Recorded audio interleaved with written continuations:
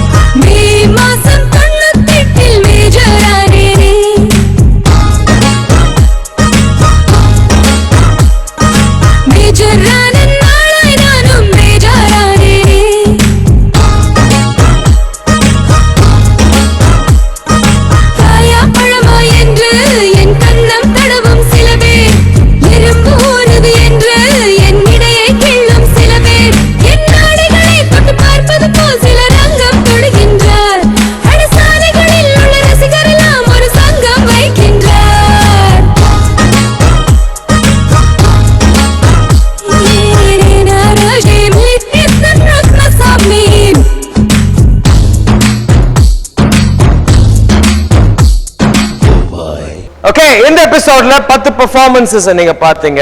சில பேர் சிங்கிளா சோலோவா பெர்ஃபார்ம் பண்ணாங்க, சில பேர் ஜோடிகளா வந்து பெர்ஃபார்ம் பண்ணாங்க.